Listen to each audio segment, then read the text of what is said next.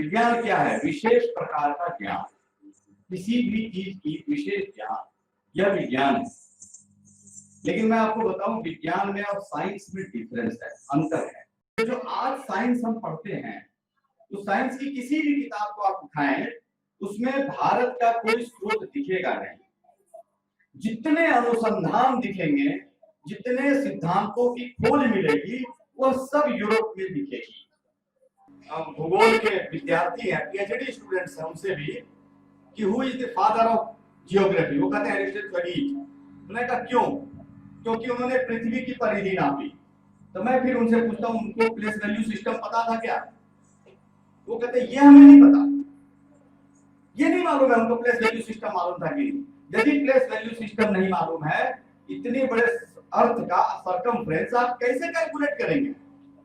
Roman digit से संभव नहीं है। तो ये झूठी कहानी। ये कैलकुलेट किसने किया था? भास्कराचार्य ने किया था। लीलावती नामक ग्रंथ में ये पूरी कैलकुलेशन आप कैसे करेंगे ये दिया हुआ है, और उसको आप पढ़ लेंगे तो आप खुद भी कैलकुलेट कर सकते हैं। लेकिन जो ये प्रकाल और डी से काम करने वाला बच्चा है, उसको हम यदि मैदान में खड़ा कर लें और कहें कि एक परपेंडिकुलर डाल दो, उसको समस्या हो जाएगी, नहीं डाल पाएगा, क्योंकि उसने कागज में डालना सीखा है। वो बिना ज्योमेट्री बॉक्स के ज्योमेट्री कर ही नहीं सकता। जबकि पूरी सुल्ब सूत्र की जो ज्योमेट्री है, वो एक सुतली, सुल्ब कहते हैं सुतली को, एक रस्सी से किया जा सकता है। कितना बड़ा बिजनेस बंद हो जाएगा। इतनी ज्योमेट्री बॉक्स खरीदने की जरूरत ही नहीं है। और उस ज्योमेट्री बॉक्स में हम क्या क्या रखते हैं, देखिए बच्चा उपयोग तक नहीं करता। एक डिवाइडर होता है, वो जानता ही नहीं इसको क्या करना, टीचर को भी नहीं पता, लेकिन सब खरीदते हैं, सब बेचते हैं। ना टीचर पूछता है, ना आप गार्जियंस पूछते हैं, ना बच्चा बेचारा जानता ही नहीं है। वो उसे छेद करता है बैठ के रबड़ इरेजर में और कॉपीज में, और सोचता है यही इसका यूज है, त्रिभुज है। तो आप देखिए, पहली चीज जो भारतीय विज्ञान की विशेषता है, वो इसकी प्रैक्टिकलिटी है, व्यवहार में आता है। आप बचपन से उसका व्यवहार करते हैं, प्रयोग करते हैं, आप बना सकते हैं। एक बच्चा जो रंगोली बनाएगा, ज्योमेट्री के बिना रंगोली नहीं बन सकती। आपको पता है क्या? घर घर में रंगोलियां बनती थी, वो ज्योमेट्री से बनती थी। यज्ञ वेदियां जो बनती थी, वो ज्योमेट्री से बनती थी। हम उसको बचपन में सिखा देते थे कैसे बनाना है, कैसे परपेंडिकुलर डालना है, किस एंगल पे कैसे सेट करना है, कैसे कैलकुलेट करना है।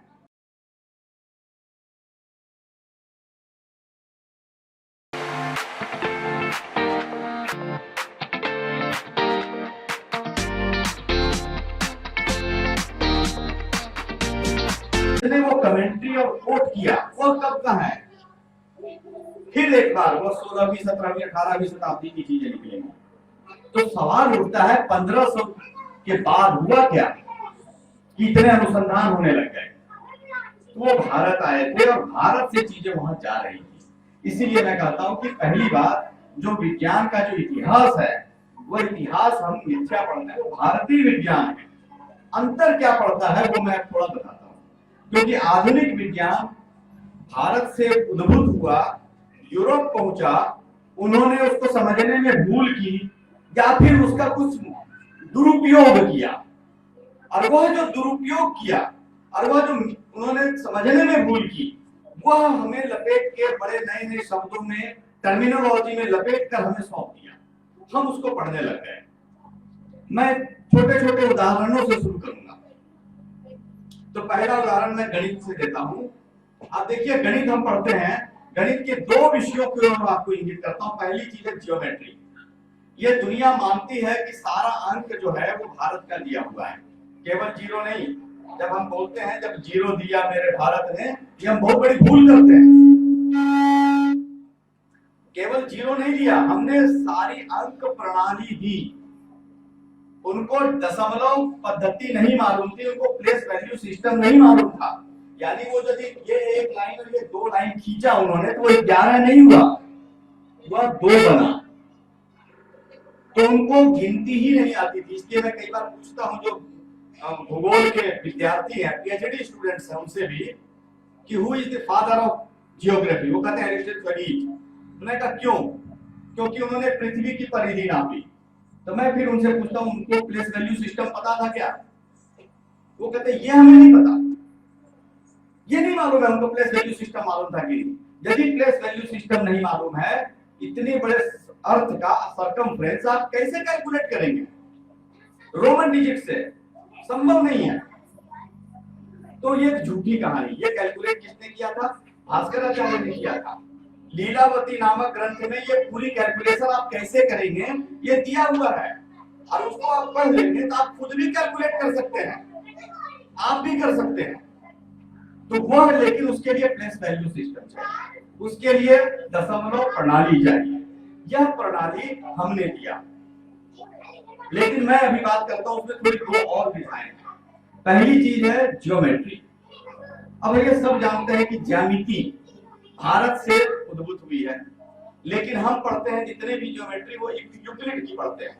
आप एनसीईआरटी की बुक उठाइए, क्लास 9 की एनसीईआरटी की बुक कहती है कि ज्योमेट्री दुनिया में सभी सिविलाइजेशन में हुआ, इजिप्शियंस में भी हुआ, इंडियंस में भी हुआ, लेकिन वो प्रैक्टिकल था।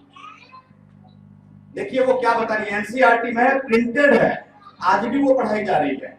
वो प्रैक्टिकल मैथमेटिक्स था। यूक्लिड ने डिडक्टिव किया कागज पर। अब बताइए विज्ञान क्या कागज पर करने का विषय है? आज तो हम कहते हैं शिक्षा नीति ऐसी हो जो प्रत्यक्ष करके दिखाने वाली चीज हो, एक्टिविटीज शामिल कीजिए। लेकिन एनसीईआरटी कह रही है कि ज्योमेट्री हम वो पढ़ाएंगे जो कागज पर होगी, प्रैक्टिकल नहीं होगी। तो भारत में जो ज्योमेट्री हुई वह सूक्ष्म सूत्रों में पूरी तरह से व्याख्यायित है, और सूक्ष्म सूत्र जो बनाए गए, क्योंकि हम यज्ञ वेदी बनाते थे, हम विभिन्न प्रकार की आकृतियां बनाते थे, उसके लिए हमें ज्योमेट्री चाहिए।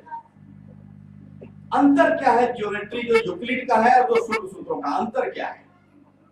यह अंतर जो है ये इसके प्रैक्टिकल एप्लीकेशन में है, व्यवहारिक उपयोग में है। तो जो आप यूक्लिड की ज्योमेट्री पढ़ते हैं उसके लिए आपको एक ज्योमेट्री बॉक्स चाहिए पढ़ने के लिए, उसके लिए एक आपको डी चाहिए जिसको चांद कहते हैं, उसके लिए एक परकाल चाहिए क्योंकि कागज पे आपको काम करना है। लेकिन जो ये परकाल और डी से काम करने वाला बच्चा है उसको हम यदि मैदान में खड़ा कर लें और कहें कि एक परपेंडिकुलर डाल दो, उसको समस्या हो जाएगी, नहीं डाल पाएगा क्योंकि उसने कागज में डालना सीखा है। वो बिना ज्योमेट्री बॉक्स के ज्योमेट्री कर ही नहीं सकता। जबकि पूरी सुलभ सूत्र की जो ज्योमेट्री है वो एक सुतली, सुलभ कहते हैं सुतली को, एक रस्सी से किया जा सकता है। इतना बड़ा बिजनेस बंद हो जाएगा, इतनी ज्योमेट्री बॉक्स खरीदने की जरूरत ही नहीं है। और उस ज्योमेट्री बॉक्स में हम क्या क्या रखते हैं देखिए, बच्चा उपयोग तक नहीं करता। एक डिवाइडर होता है, वो जानता ही नहीं इसको क्या करना, टीचर को भी नहीं पता, लेकिन सब खरीदते हैं, सब बेचते हैं। ना टीचर पूछता है, ना आप गार्जियंस पूछते हैं, ना बच्चा बेचारा जानता ही नहीं है। वो उसे छेद करता है बैठ के रबड़ इरेजर में और कॉपीज में, और सोचता है यही इसका यूज है। त्रिभुज है, दो ट्रायंगल्स है, वो क्या करना है उसको नहीं मालूम। ये नेविगेशन के लिए यूज होता था, उसको उन्होंने ज्योमेट्री बॉक्स में इंक्लूड किया, जिसकी उसको जरूरत नहीं है। नेविगेशन में भी उसकी बहुत आवश्यकता नहीं है, वो मैं बाद में बताऊंगा, वो ज्योतिष का विषय हो जाता है। तो आप देखिए पहली चीज जो भारतीय विज्ञान की विशेषता है वो इसकी प्रैक्टिकलिटी है, व्यवहार में आता है। आप बचपन से उसका व्यवहार करते हैं, प्रयोग करते हैं, आप बना सकते हैं। एक बच्चा जो रंगोली बनाएगा, ज्योमेट्री के बिना रंगोली नहीं बन सकती, आपको पता है क्या? घर घर में रंगोलियां बनती थी, वो ज्योमेट्री से बनती थी। यज्ञ वेदियां जो बनती थी वो ज्योमेट्री से बनती थी। हम उसको बचपन में सिखा देते थे कैसे बनाना है, कैसे परपेंडिकुलर डालना है, किस एंगल पे कैसे सेट करना है, कैसे कैलकुलेट करना है। लेकिन ये वो जानता ही नहीं, वो पढ़ रहा है, मेरा बेटा भी पढ़ रहा है, वो सारे थ्योरम्स रट रहा है और कहता है बड़ा बोर है, एकदम बकवास है। वो कहता है क्यों? उसको मालूम नहीं इसको क्या करेंगे रख के। आप वह चीज पढ़ रहे हैं जो आप जानते नहीं, इसको करेंगे क्या? तो एक गधे की कहानी हम जानते हैं, उसके पीठ पे बोझ लगा रहता है, वो चलता रहता है, लेकिन उसको मालूम नहीं क्या लगा है। हमारे सारे विद्यार्थी जो विज्ञान पढ़ रहे हैं उस गधे के समान है जिसके पीठ पे बोझ लगा है विज्ञान का, वो जानते नहीं इसको करना क्या है। दूसरा जो गणित का पार्ट है वो कैलकुलस है। हम सब जानते हैं father of the calculus Newton है, लेकिन आपको ये जानकर हैरानी होगी कि कैलकुलस न्यूटन से पहले आर्यभट्ट ने किया। और आर्यभट्ट ने जो कैलकुलस किया वो पटना में आर्यभट्ट थे, वो वहां से पूरे देश में चला, केरल तक पहुंचा, केरल से जेसुइट पादरियों ने उसको सीखा, वो लेके यूरोप गए, वहां न्यूटन ने उसको पढ़ा। आपको ये भी मालूम होना चाहिए 19वीं शताब्दी 19th सेंचुरी तक 1800 के अंत तक पूरे यूरोप में सारी शिक्षा चर्च चलाता था, केवल चर्च। जैसे हमारे यहाँ मठों में कुछ गुरुकुल होते हैं ना, वैसे ही सारे पे चर्च का पूरा कब्जा होता था। न्यूटन भी चर्च के ही विद्यालय में पढ़ा हुआ व्यक्ति था, कोई साइंटिस्ट वाइंटिस्ट नहीं था। वो भी एक थियोलॉजी का स्टूडेंट रहा था, वहां थियोलॉजी ही पढ़ाई जाती थी। उस वक्त फिजिक्स और केमिस्ट्री जैसे सब्जेक्ट्स नहीं थे। साइंस और साइंटिस्ट ये दो डिसिप्लिन के रूप में और उसके एक्सपर्ट्स के रूप में, ये दो टर्म्स का जो प्रयोग प्रचलित हुआ वो 20वीं शताब्दी में हुआ है। उससे पहले यूरोप में साइंस एज ए डिसिप्लिन और साइंटिस्ट एज ए एक्सपर्ट ये था ही नहीं। तो न्यूटन भी कोई साइंटिस्ट नहीं था, वो थियोलॉजी का एक्सपर्ट था। उसको आर्यभट्ट का जो कैलकुलस समझ नहीं आया। क्यों नहीं समझ में आया? अब ये देखिए हमारे यहाँ क्या होता है, जैसे हम करते हैं 2 + 2 = 4, 1 + 1 2, लेकिन क्या ऐसा हो सकता है 1 + 1 2? मैथमेटिक्स के लैंग्वेज में आप कहेंगे तो कभी नहीं हो सकता। कारण क्या है?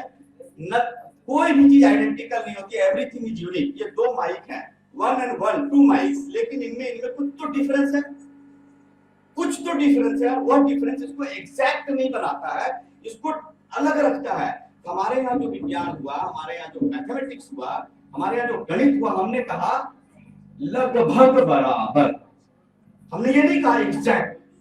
लेकिन वहां पर क्रिश्चियन थियोलॉजी थी, वो कहती थी ईश्वर परफेक्ट है, time is perfect, mathematics is perfect. उन्होंने कहा परफेक्ट कैसे करें? अब जो अनंत श्रेणी होती है, जो साइंस के स्टूडेंट होंगे, मैथमेटिक्स के, वो समझ जाएंगे।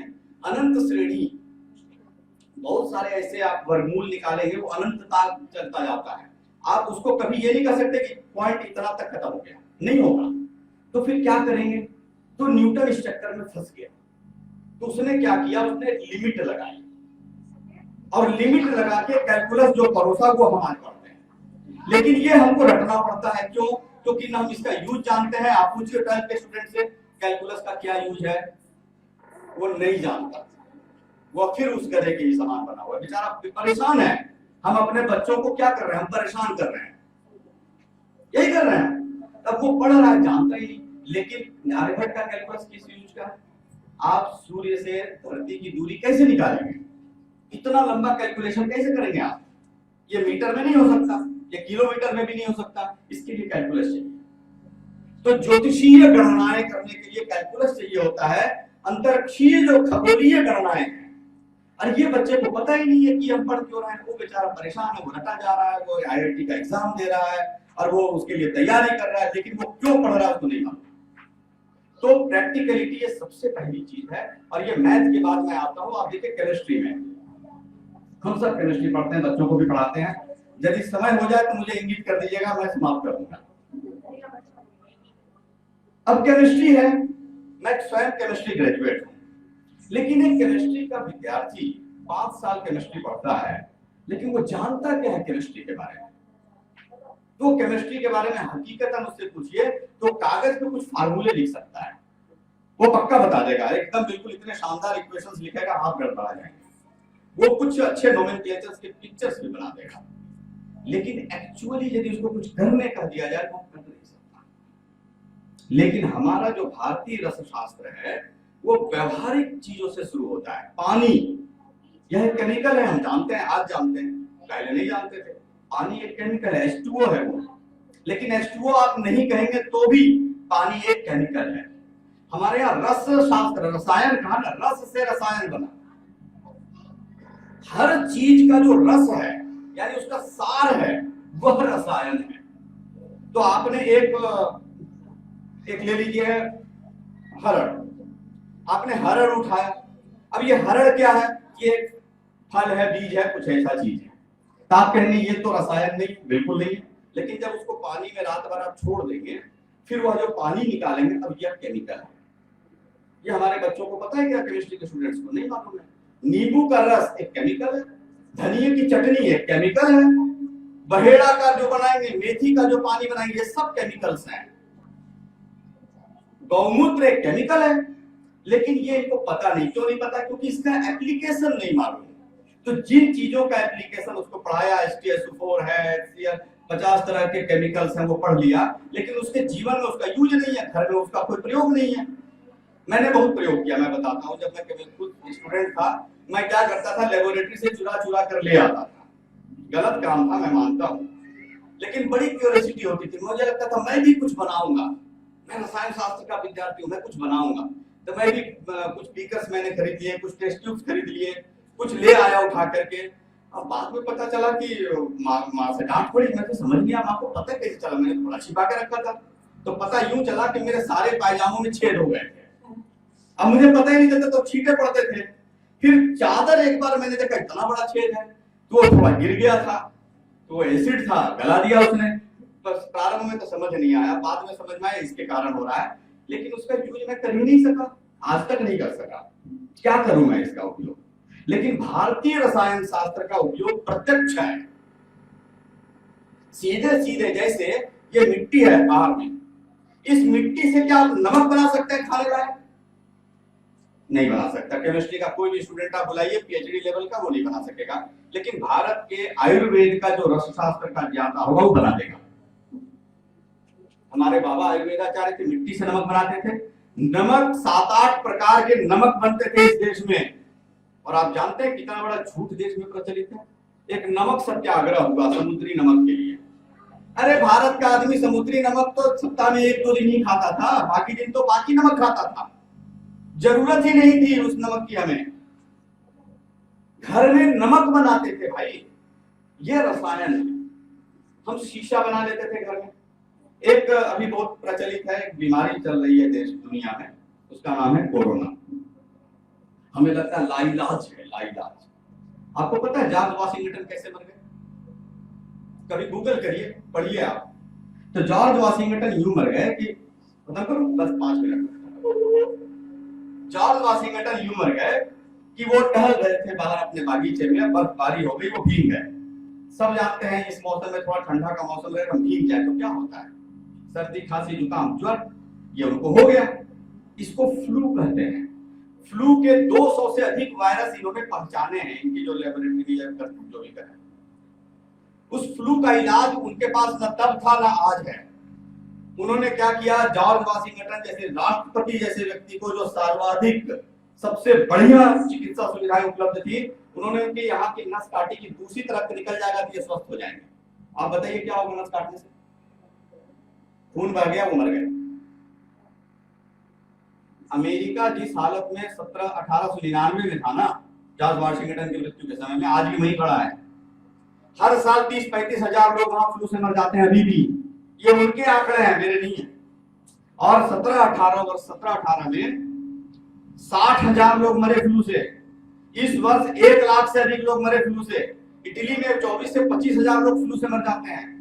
भारत में फ्लू को कोई बीमारी ही नहीं समझता है, छींके खांसे कुछ भी। उसकी एक दवा है कोरोना की, उसका नाम है लक्ष्मी विलास रस नारदीय। आप मंगा लीजिए बाजार से, उसमें पढ़िए इंग्रेडिएंट्स क्या है।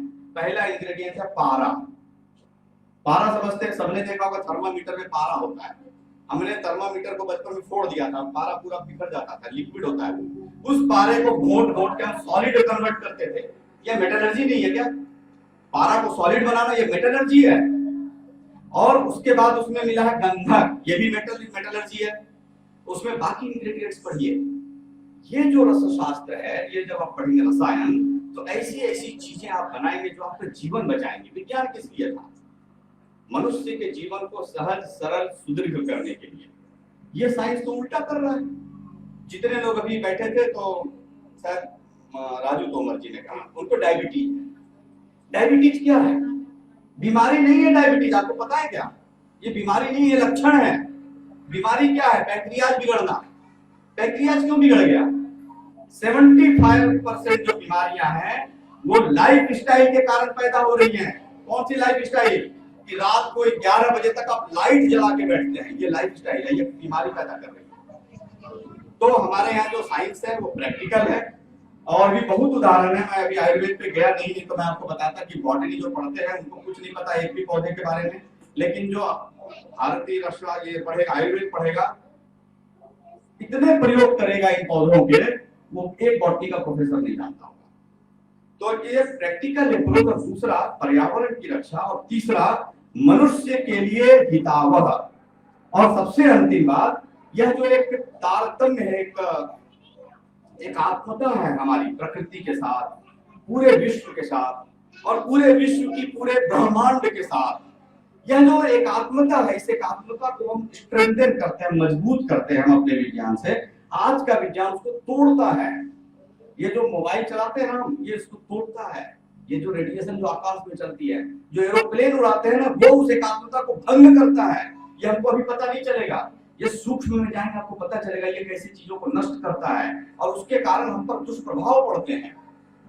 तो बहुत सारी बातें हैं, ये बहुत लंबा विषय है, मैं समाप्त करता हूँ। बहुत बहुत धन्यवाद।